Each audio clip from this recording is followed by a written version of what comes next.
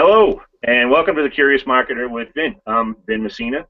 I'm the CEO and founder of a company called Automo Sales and Marketing. And this Hangout series is a series of Hangouts that's devoted to talking with experts, helping you to understand how you can use marketing to grow your business. Today's session is the first session of a multi-part series that we're going to do on the fundamentals of online marketing. I thought it would be useful to start with a basic understanding of what marketing is and isn't, because in my travels I see a lot of varying definitions or expectations of what marketing is. And then I want to talk about strategy, because I think too many people don't have one, or they don't have a well-defined one. So there's no way to cover everything we need to cover in terms of marketing and strategy, and we could have a whole series on strategy and just talk about what that is. So for today's session, what I want you to be listening for is to develop a better appreciation of really what marketing is, how it fits in your overall business plan, and why it's essential to develop a strategy before you determine the marketing tactics that you're going to be using, and primarily before you set up your online marketing plan. This entire series is going to be the fundamentals of online marketing. You've got to have a strategy before you go diving into building a website. So the impetus of this series was based on a series of observations I had working with professionals and small businesses, or watching professionals and small businesses on Google+, as well as in my real life business. And that is that you're spending time and money on marketing tactics that are either poorly created or not well suited to your business. And the primary cause is because there's just way too much misinformation out there about what works, and almost none of it talks about developing the right strategy first.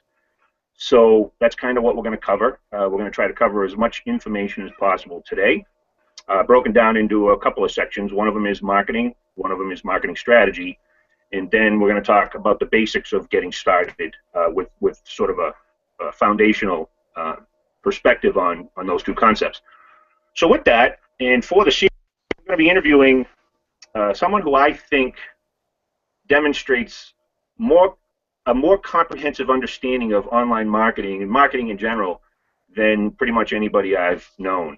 Ammon Johns doesn't need much of an introduction from me, but suffice it to say, there are a few people that are as well versed and experienced in the world of online marketing.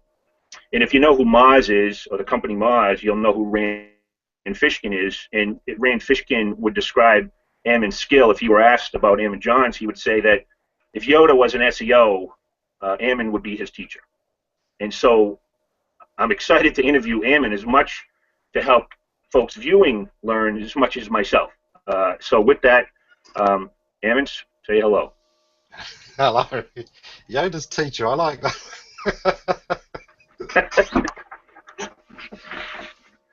So, tell us just a little bit about yourself, Ammon, your experience. Not so much about what brings you into the world of online marketing.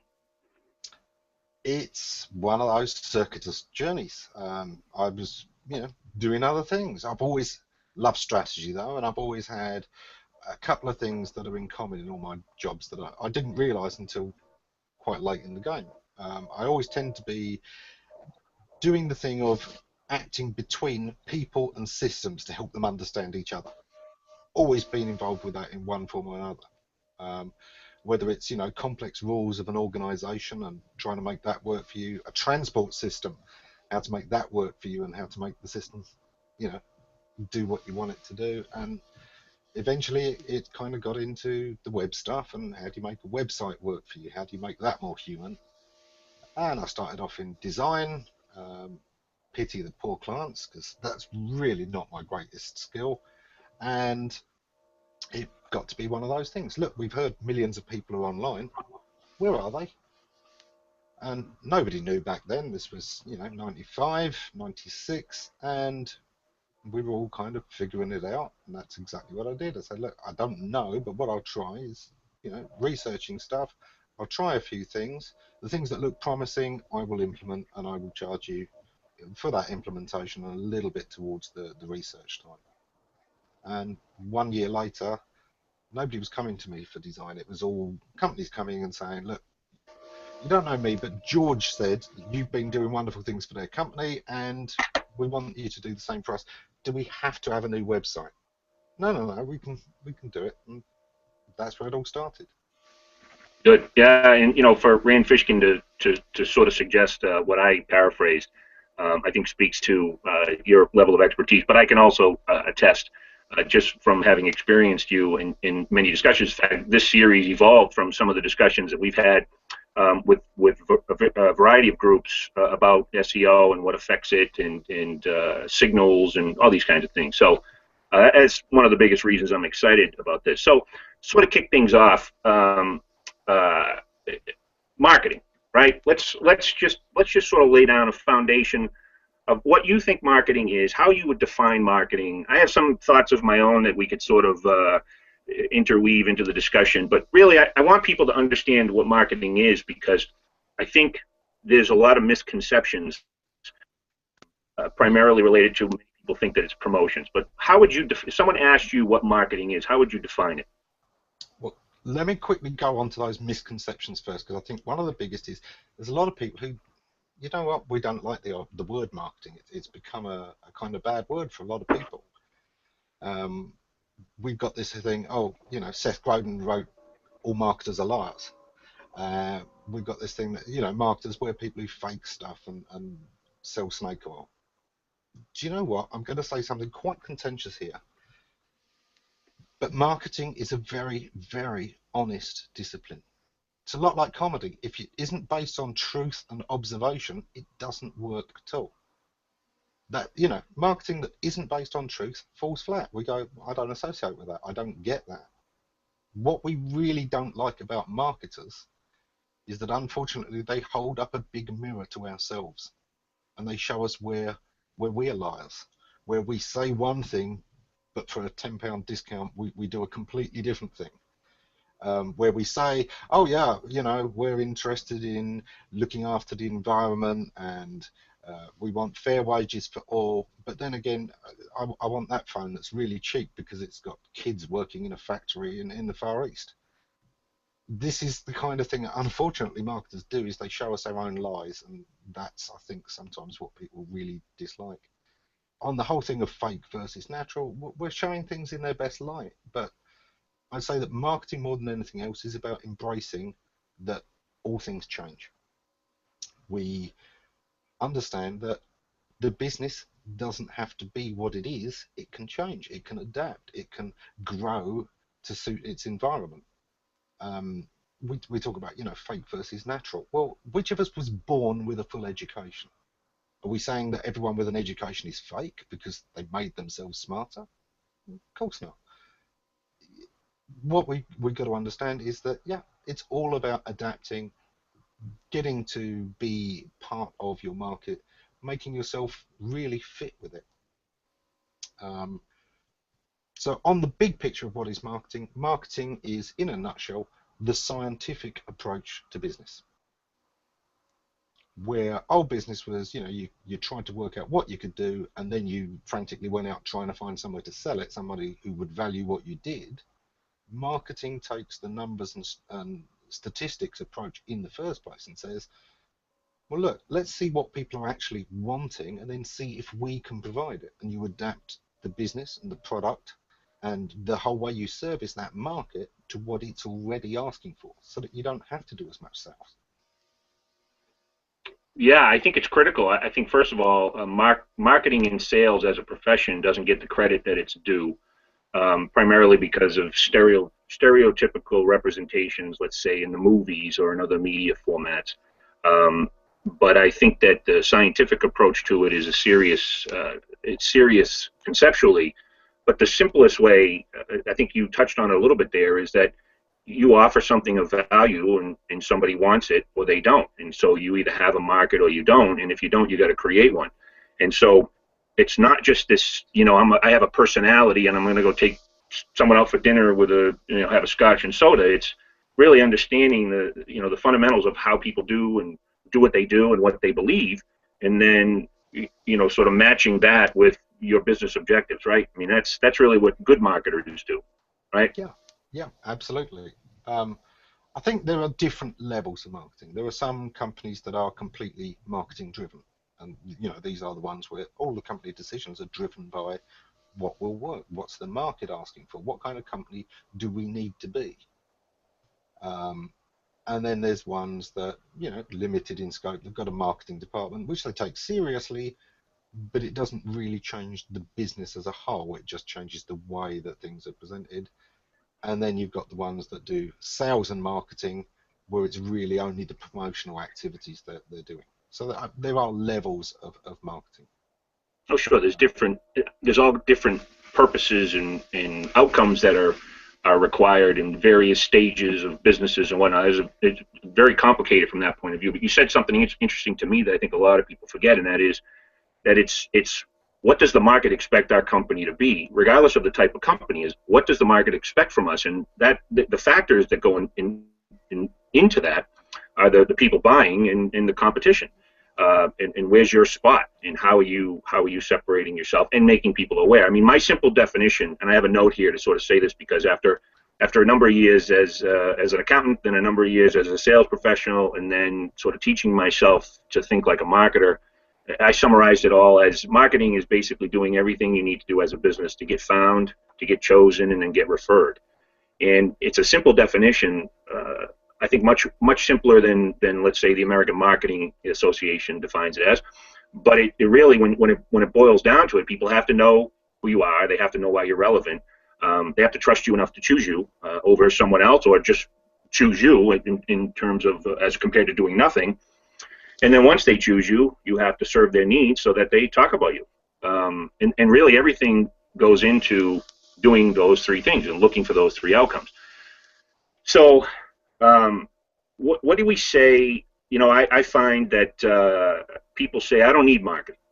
I find this a lot, by the way, in the professional services space, because it's very common for a professional service provider to say, I get all my business from referrals. What, of course, they don't understand is that referrals are part of a marketing strategy. When someone says, I don't need marketing, I immediately think of the Field of Dreams movie where they say, we build it, we'll come. There's a lot of broken hearts, broken dreams, particularly in the software technology space, where these inventors create this really cool stuff, and they have no marketing and sales strategies. Nobody knows it exists, and if they do know it exists, it doesn't match their goals and objectives and needs, so they don't buy it, and these inventors and super smart people run away. So, what do you say to people that say, I don't need marketing? That they don't understand what marketing is. It's that simple. Marketing is the strategic approach to business. Without it, you're just making it up as you go along. You may not call it marketing, but if you're putting strategic thought into your business at any level, you're already doing some level of marketing.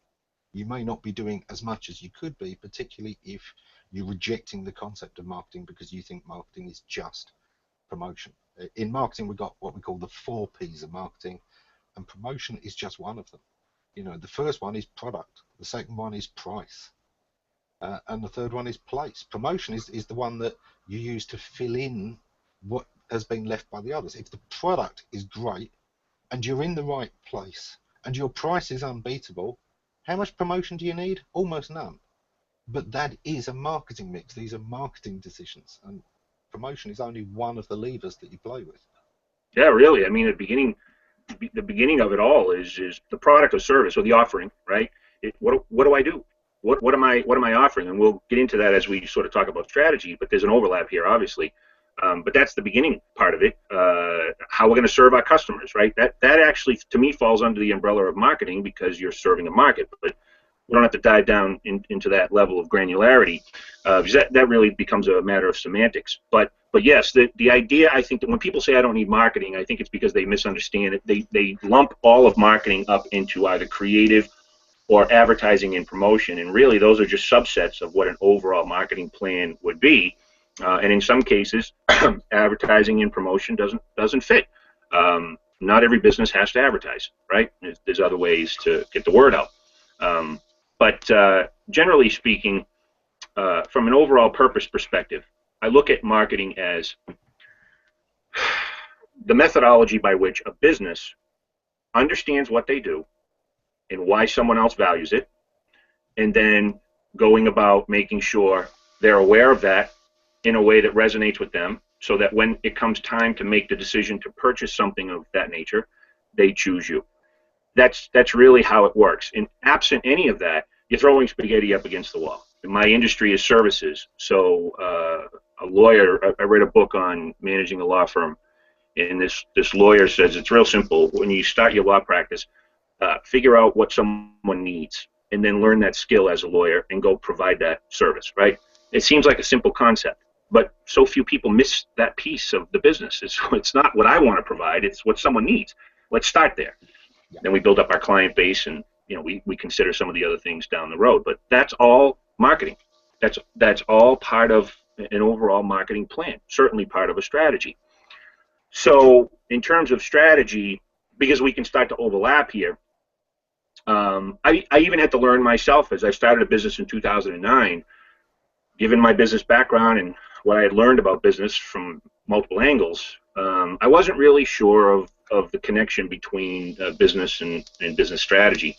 So when we talk about strategy, marketing strategy or otherwise, what is strategy to you? When you think of strategy, what is strategy?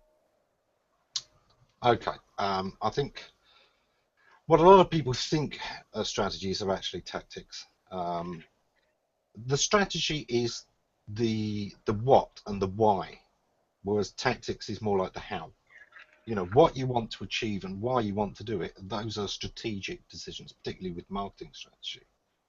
And then your tactics are the how, even the broad how, and then the specific techniques are the really specific hows.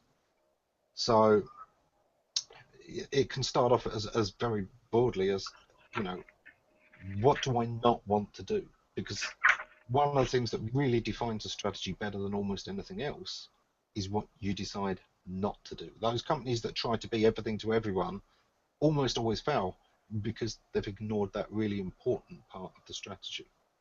What you don't do is how you get the ability to focus more on what you do, because you've saved the time by not doing those other things. You've saved the energy, you've saved the attention. A really great example of that would be Southwest Airlines in the US, who do the short hauls to the non-major airports. Now, because they don't do the major airports, they don't have the big queues of planes. They don't have to fit into the really, really busy schedule, so they can have more flights. They're much more reliable. It's more like a bus service. They've got the automated check-in, which means that they don't have the long queue times. They've got superb staff at the actual airports. That's one of the key places they really spend. They don't do the meals. They don't do a lot of the things that other airlines do. There's no fees paid to booking agents. And all of this is designed to make that product work. Now, what that means is they don't do major cities. They don't do long-haul flights because their company isn't designed to do those things. They don't have the supply chains for the things they would need to do that well. So when a rival company, one of the big airlines, decided to try and squeeze them by doing the same sort of trick, they couldn't because they didn't have the things they didn't do. They did pay fees to booking agents, so they couldn't beat them on the prices without taking a loss. They didn't have the same turnarounds. They were doing major cities. You can't do those kind of turnarounds. So what they managed to do was get all of the inconvenient factors of the business and none of the convenient ones, because they didn't choose to not do the important things that make it work. Focus is everything.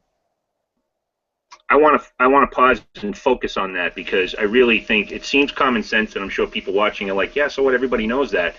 I can tell you in my own experience, as well as working with the professionals that I work with, they don't fundamentally understand the concept of strategy being what we're specifically not going to do, and specifically what we are going to do, and why it's necessary. And the reality is until you figure that out, you really don't have a sense of who you are as a business, who cares about you as a business, and how you're going to serve their needs, so that you can't pick tactics. We can't get into the fundamentals of online marketing until we know that automotive sales and marketing does marketing strategy for dentists. I don't do marketing strategy for e-commerce shops. Dentists and lawyers and accountants. That's it. That's my niche. That's my strategy. That's how I approach the market. I've got a couple of other things that I do. The reality is there's other things that come down the pike that I push aside. I say no, because this is what I'm going to do. And for the first few years of my business, I didn't. I said yes to everything because you think, oh, I'll got to make money, blah blah blah blah. The fast track to business success is actually isolation. Some people call it a niche. I understand that there's people that think about being a generalist and whatnot, but specifically identifying what you do, why you're good at it, how you do it differently than someone else, and what you don't do. Now, the Southwest example is a great example because in my notes, I talked about the airlines. Because when you look at an airline, you think they put people in a plane and they fly them from point A to point B. So how can strategy be a differentiator? Well, Southwest has found a way to be different. And they focused and capitalized on that difference to the exclusion of everything else. And they're one of the most successful airlines ever. JetBlue, I'm not even sure what their difference is, but they've dominated the U.S. hubs. They booted United Airlines out of the hub at Logan Airport because of the way they do customer service. So it can be something as simple as, let's look at a dentist, for example. We can look at, I'm going to do dentistry a certain way. Everybody does general dentistry, but I'm going to do it this way, and that's going to be my strategy, my strategic offering to a market that allows people that want it this way to choose me instead of somebody else.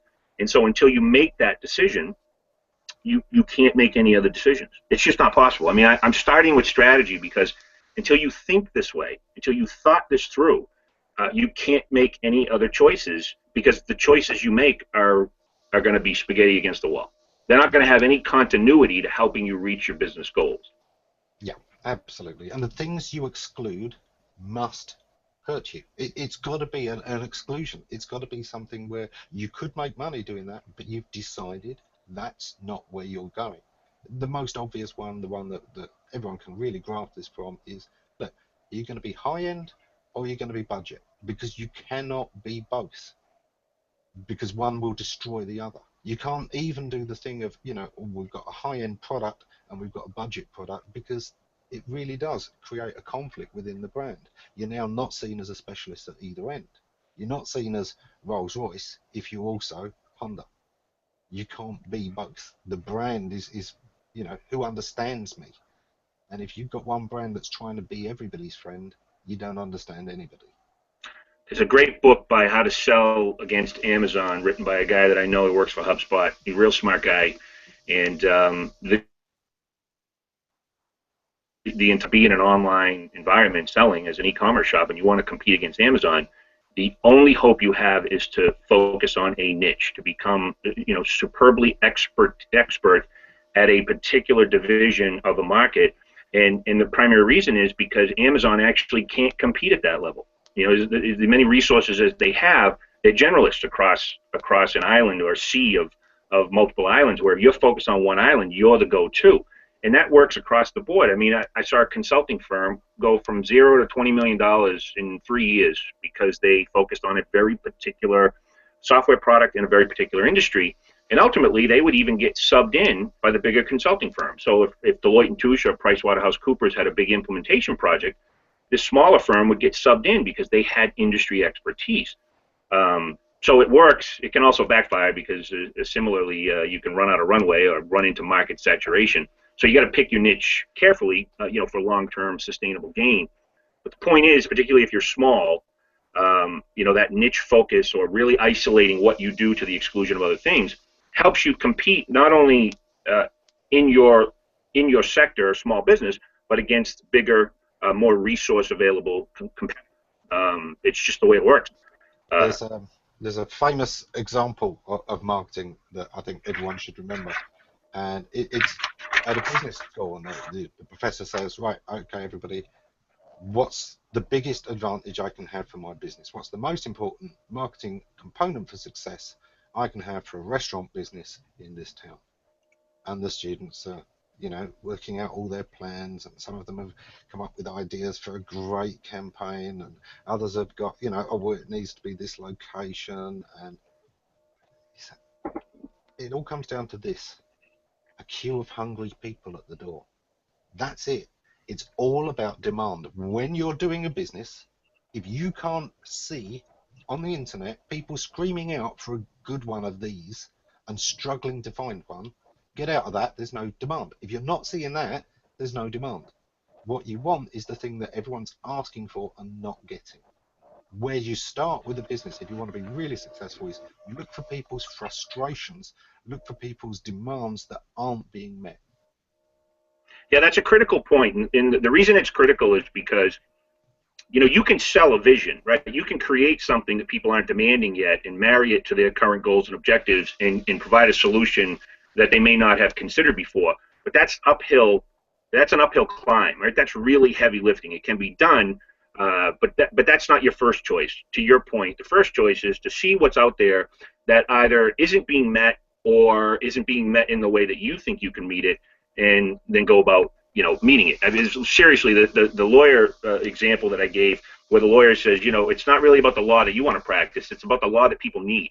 So learn what people need. If it's wills and trusts or whatever, learn the skill, because people need it. You'll start to build a reputation, and then over time, you've established that reputation, you can then expand into other areas of the law that maybe suit your needs better.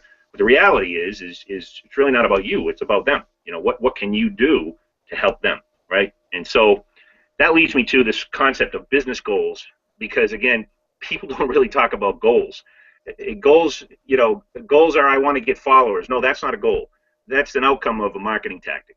Business goal is, I want to double my revenue in 2015. I want to add 10 salespeople in 2015. Business goal is, I want to decrease my total cost of operations by 5%. Right? These are business goals.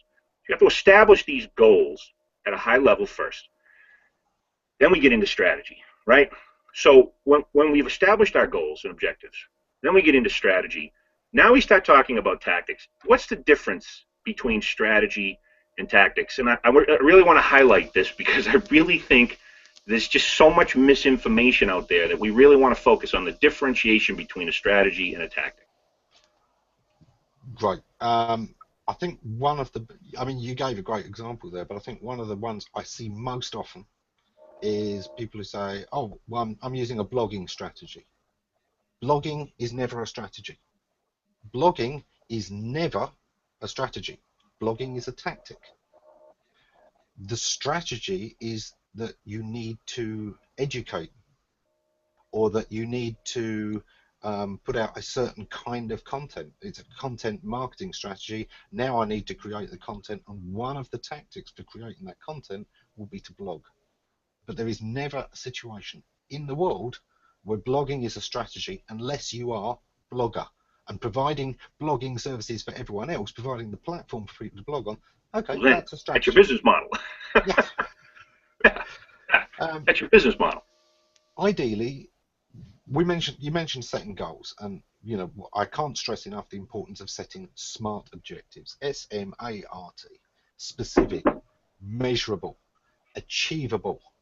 Achievable means it can be done. You're not asking for the impossible. You're not asking to double your market when you've already saturated the market. Realistic. This means that you've put the right resources aside for it. It may be possible to double your market, but if you want to do it without doing anything marketing wise or spending any more money, it's probably not going to happen. And finally, the T is timed. You've got to have a timeline. You've got to have a deadline to this, so that you can measure your process, i.e., in half the time, are you halfway there? Or, are things going awry? Because you can't adjust your aim if you're not being able to look at the traces. So also, I can't fail if there's no timeline. I'm just not quite there yet. So SMART objectives, absolutely critical. That's something I borrowed from performance management, but absolutely where you should go. It's the first step. Ammon, it's common sense. When I used to sell ERP, software for PeopleSoft, I used to go and I would get the 10K report from the internet, and I would look at there were 3 to 5 objectives every CEO had. And when I would do my first presentation in front of, let's say, a room of accounting clerks or the CFO and his crew or her crew, I would say, here are the top 3 objectives of your company. And invariably, they would look at me and say, why does that matter? And I would, as an outside salesperson, I'd say, well, because if you can't fit this $10 million project into those objectives, you're not going to have a really good chance of getting that project, getting a yes on that project. So I would align with the objectives. The objectives of the business are at the top of a pyramid, and everything backs into it. And when you have continuity, it's when your entire business, small or large, is aligned to achieving those objectives, right? And the objectives define the strategy, and the strategy trickles down, so that everything we do, every action we take tactically, fits into the achievement of some objective that we've written down. I want to acquire 5 clients next month. How am I going to do that? What's my strategy? My strategy is I am going to reach out and I'm going to network with industry insiders in the dental industry. And how am I going to do that? What am I going to do? That's my strategy. The tactic is I'm going to do seminars, right? This is how I think through my own business. It's a progression, and it's actually a logical progression when you think about it. Business goals, strategy, marketing objectives, marketing tactics. And if you don't do it that way, this isn't subjective. Exactly. Right? If you think of a factory, there's a lot of machines in there, and a lot of them do different things, but the whole point is that the machine has a lot of different moving parts, and they all need to work as one machine. Strategy is creating that one machine that does something. Now, sometimes you've got strategies within strategies. Sub-strategy. Steps. Yeah, exactly. There can be a lot of steps, but strategy is making sure that all of the components fit and work holistically, so that each is more than the sum of its parts. Each one is reinforcing the other. In that Southwestern example, we gave several different things. The fact that they don't do meals, the fact they weren't doing major cities, the fact they've got great staff at doing the turnarounds that made that whole process possible, so that when United tried to do the same thing, they couldn't. They couldn't, because their machine wasn't built for it. And it was always going to be inefficient, and if it's inefficient, it's more costly. Full stop. Yeah, and there's certainly an operational component to all this too, which is another funny thing that I see. There's a disconnect between marketing and back office operations, but the reality is your back office operations isn't your strategy, but it certainly helps to implement that strategy, which is another thing and another area that small businesses, I think, ignore in mass. Really, it's a critical misunderstanding, I think. Because we see a lot of information and advice about blogging, about social media. Let's look at social media, where someone says you should be on Google Plus. Well, if someone has a strategy, the right strategy, and I'll use myself as an example, I want to sell marketing services to dentists. I simply ask, are dentists on Google Plus? Are they engaging at any level that would allow me to engage with them? Are they consuming content on Google Plus? Because if they're not, that's not a tactic that fits into my strategy. That's not a tactic that's going to help me reach my business objective, right? So I can discard that. Yeah, yeah, and as we said at the start, one of the biggest things where we see people going wrong is that they pick up tactics. People are sharing tactics all the time, and a tactic is useless to a different strategy, because those tactics have to fit together as a whole. It's a jigsaw puzzle. Somebody else's shape that isn't going to fit is no use to you. It can actually hurt your overall strategy. So I think that's something people really need to understand. Strategy is, it's kind of like, right, my goal is I'm going to go to the kitchen. Now, if I try to do this without a strategy, I try and do this with tactics. I go, right, okay, well, I'm going to try it. I'm going to take a step, and either that gets me closer to the kitchen and I carry on and work out the next step, or it doesn't, and I go back and take a step in a different direction. Well, I don't know about your house plan, but I cannot take a straight route to the kitchen. There's a point where I have to go a different way. I'm going away from the kitchen only for a couple of paces. But without the strategy, my tactics would be going, am I closer to the kitchen? No. Oh, right, go back a step. Pick a different direction. And no matter what direction I take, I'm not going to get close to the kitchen, because, I've got to go around. Strategy is the thing that enables you to get around obstacles. Tactics never will. As you were talking, I was also thinking about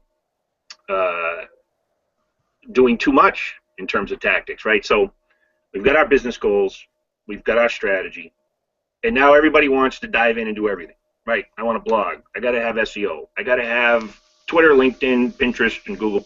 I got to have videos. I've got to go out and do seminars. I've got to network. And you're overwhelmed.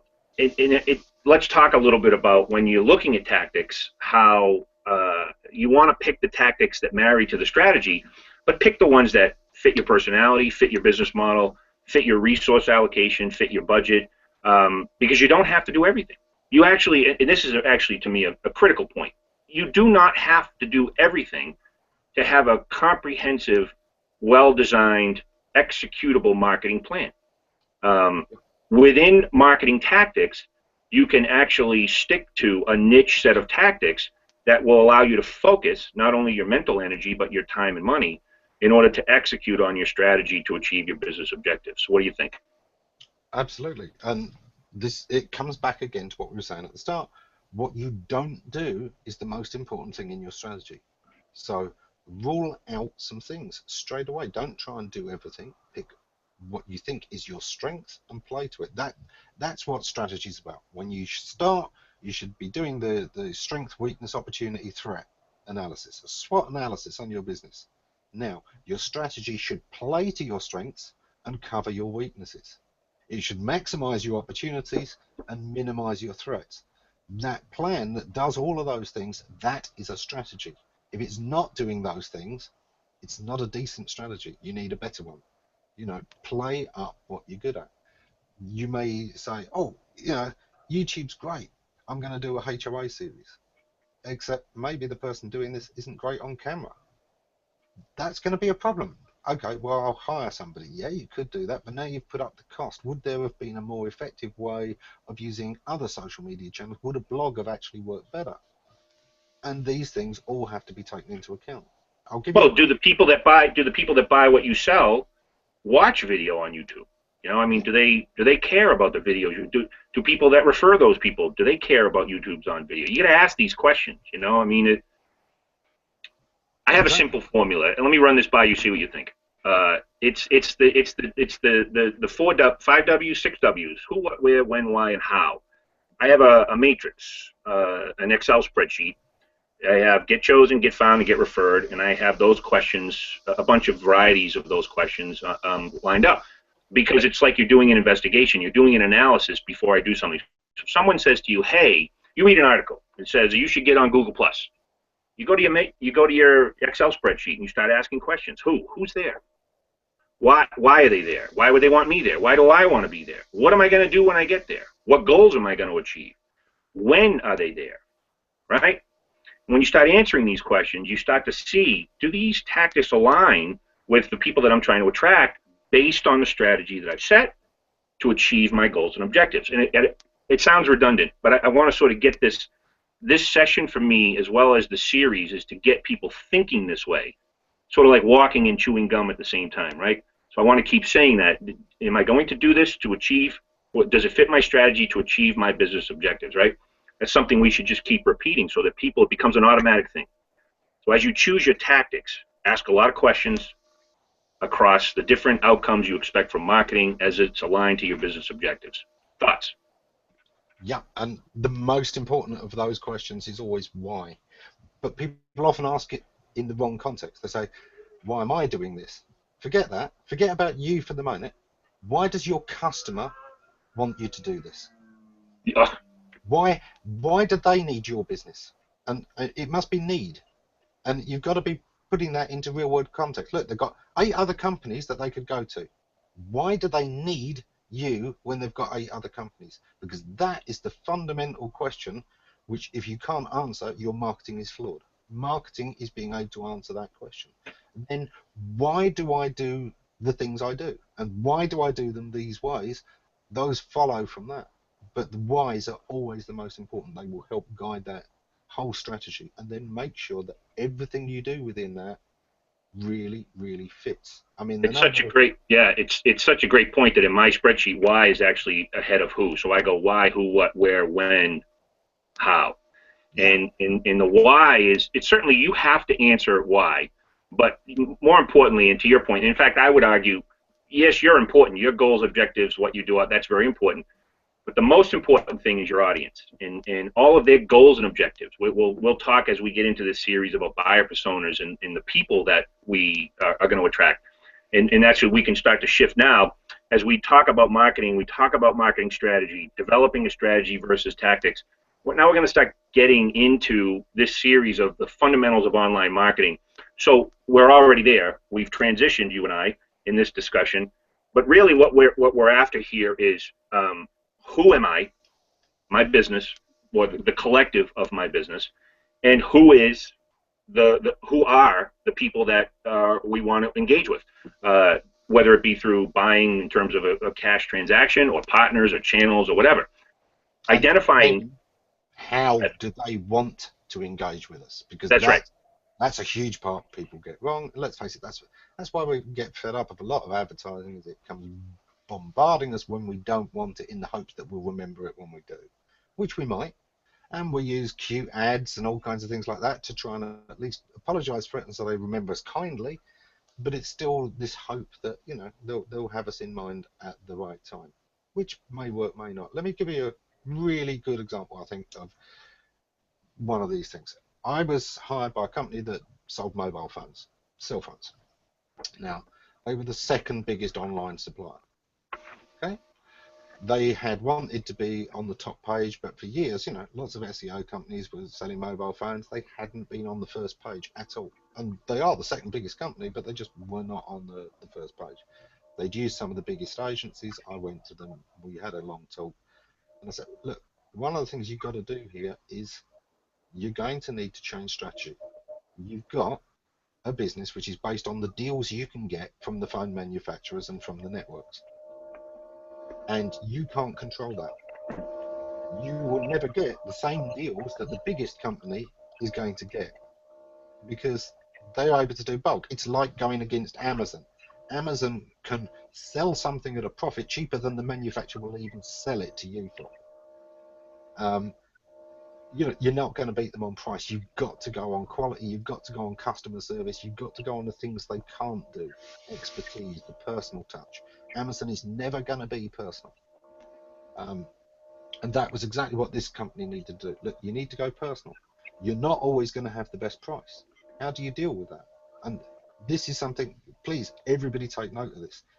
If somebody's beating you on price, let them. If you are competing on price, you've already lost.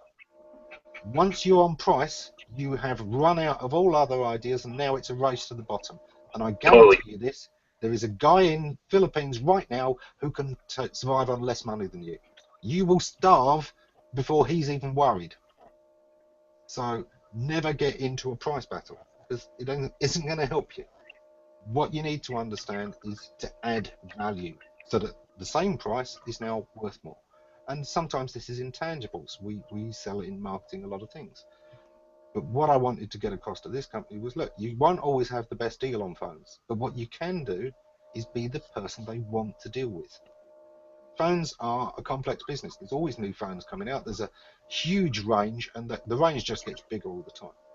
You know, you're shopping for a new phone. Well, do you go with the one that's most popular at the time? You can sort of find that out. Do you go with an old classic?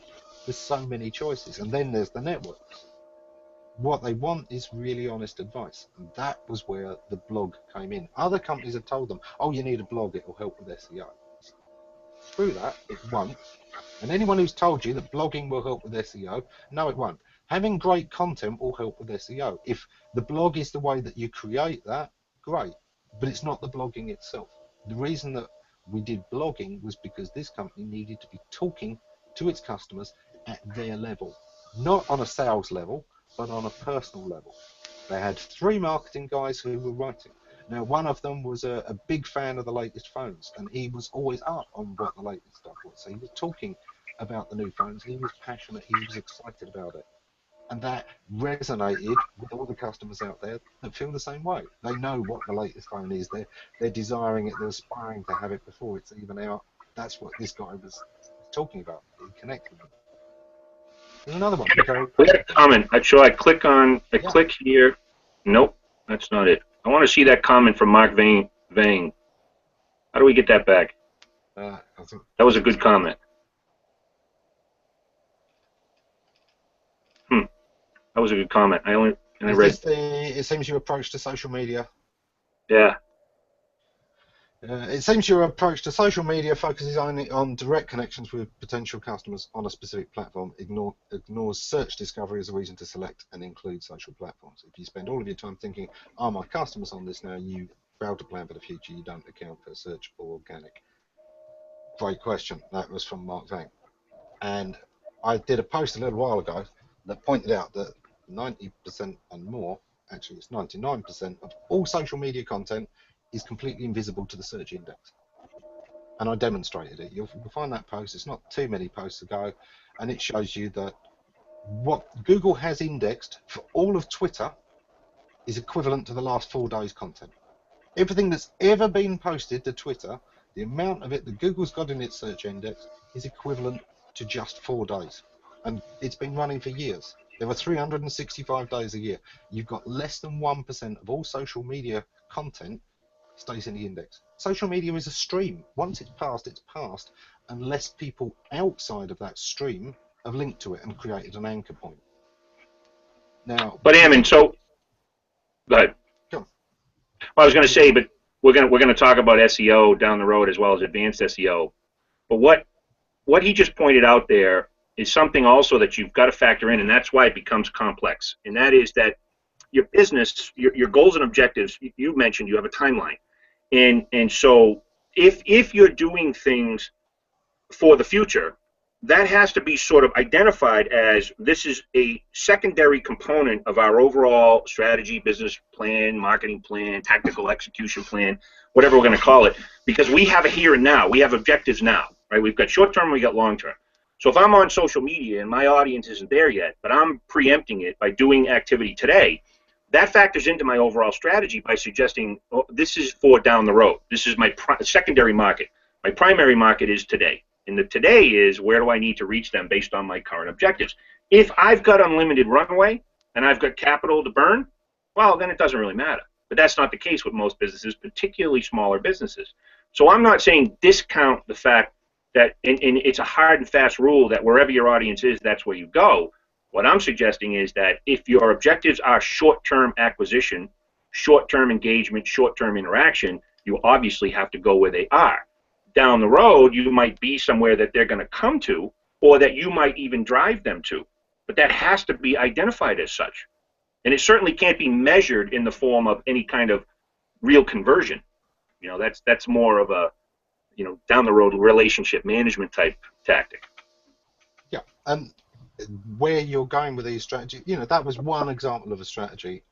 You know, if you wanted to do the kind of networking, and of course, you know, within that context, that's right. There are businesses for whom it's not important whether their customers are on social media.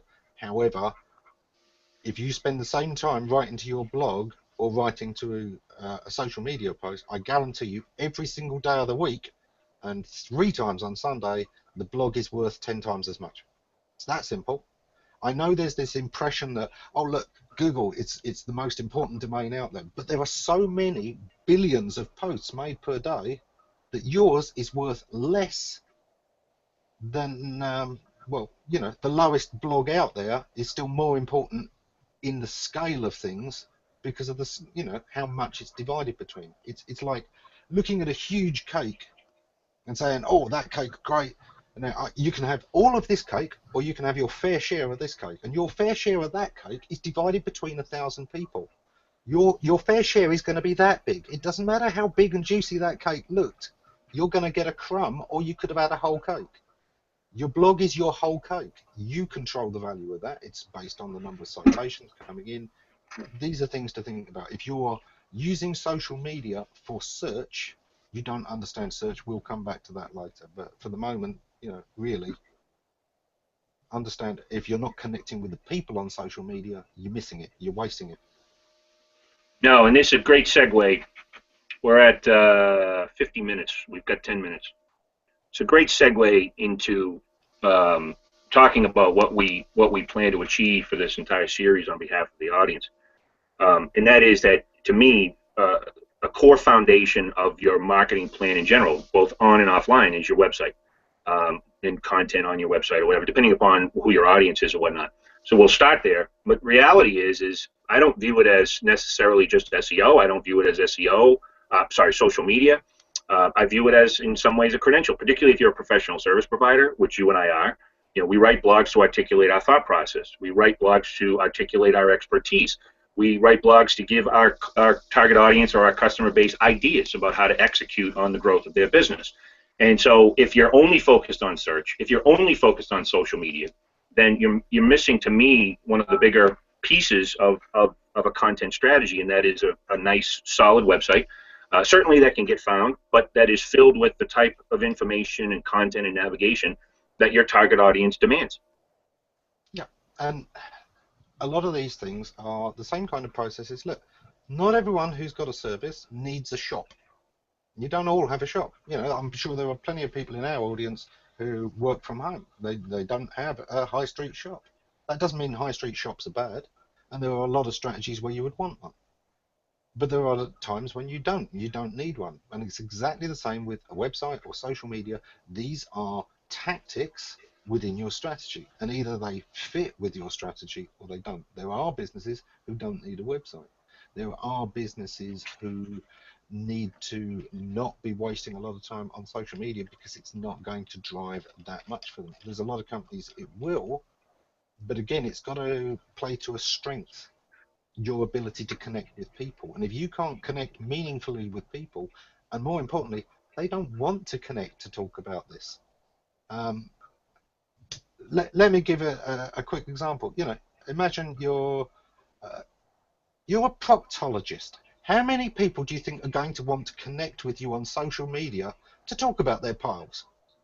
I'll guarantee you it's zero now, except a few jokers. It's not going to happen. So yeah, you could be out there posting pictures of sunsets and cloud wars and whatever else to try and get people's engagement. But you know what? There's always going to be that disconnect. But what reviews and testimonials on Yelp probably not likely too. Exactly. You'd have to find a way to make those anonymous reviews count, or say to customers, look, can we put this up as a testimonial in the office, in the surgery? Because anyone that's in there already has the same problem. They're not going to pester you about it because you can say, oh yeah, where did you see my testimonial? So it takes away that fear. Again, we're thinking ahead. We're thinking of how people actually react.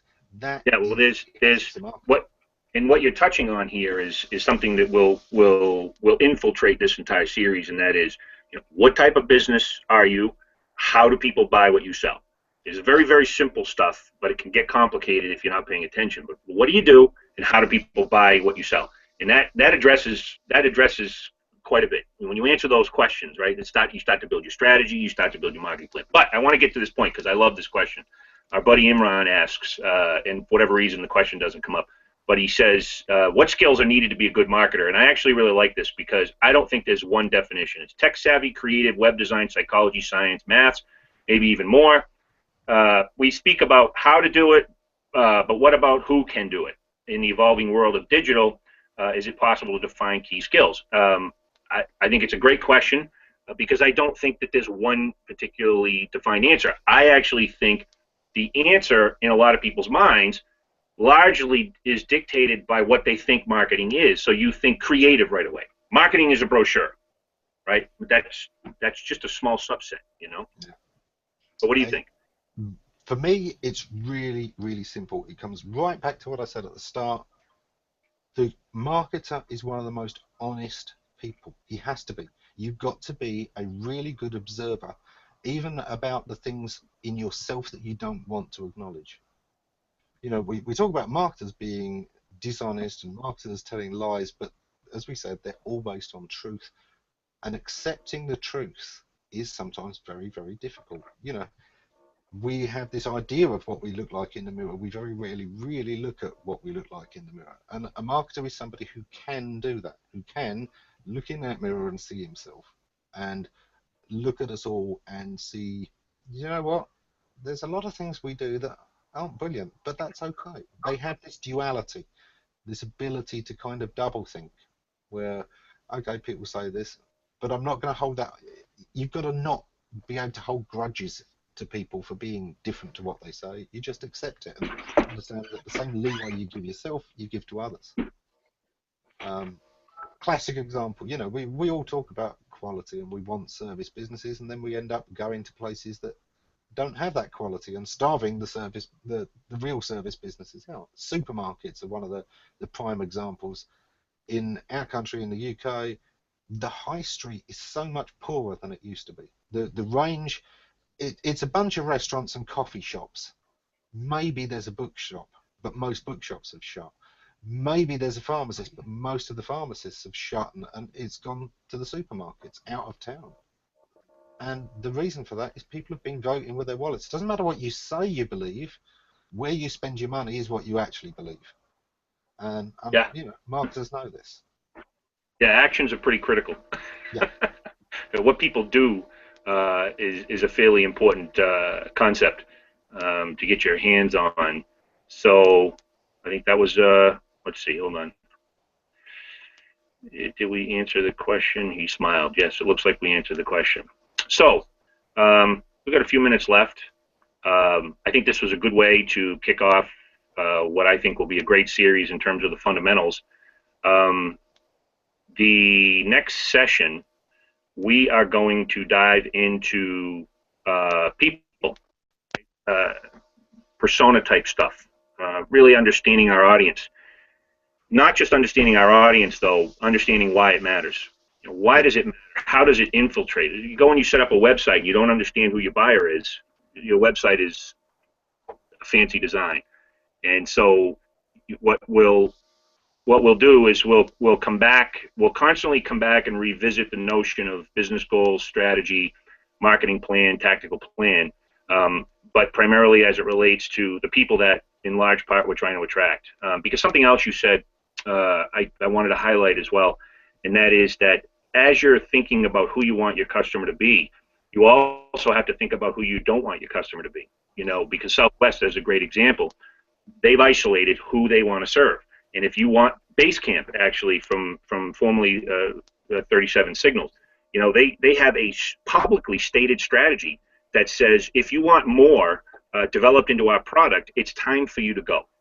You go buy something else, because we know there's 100 people who don't want that in line to sign up. And I think that's an unbelievably focused business strategy that is facilitated by their business model.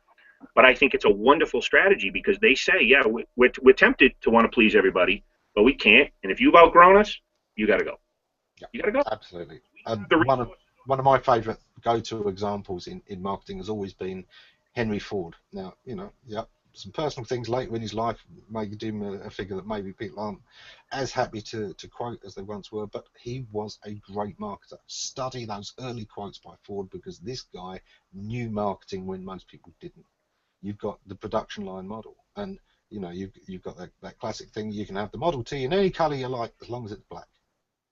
Now, he's not selling colourful cars, he's selling cheap cars. He wants a single production line to work. That means they've all got to be painted the same colour for that single production line to work. If you don't want that, that's fine. It comes in black. You don't have to please everyone. Look, you want it a different colour, buy the black one, have it resprayed yourself, or go to somebody else. Either of those is possible. But what makes this product, what makes it at this price is the single production line, and what makes the single production line possible is that it only comes in this one colour. It wasn't until you've got dual production lines that you can have more than one colour. Perfect. So there we're just under an hour here. I think this is a great signing off point for this particular session. In the next session, again, we're going to focus a lot on the target audience, understanding their needs and whatnot, and how it relates back to everything we discussed today. And in fact, we're going to talk about everything we discussed today throughout every one of our sessions, because it's all related. Everything you do should be based on a well-defined set of business objectives and a well-defined strategy that suits your overall, state of being, whether it be an individual as a business. So with that, thank you for stopping by. We'll try to respond to other questions in the comment section. I hope people are patient. I'm not a hangout on air specialist. I do the best that I can, but we'll certainly try to address things as we go. I'm going to take this content here, and I'm going to create some blog material out of it too, and I'm going to add links to what I think are resources that will help you better understand at least the mindset of what marketing is as well as marketing strategy. So stay tuned for that kind of thing. I'll post a link to the blog as it comes out, and we'll let you know when the next session is going to be, and hope to see you then. Thanks.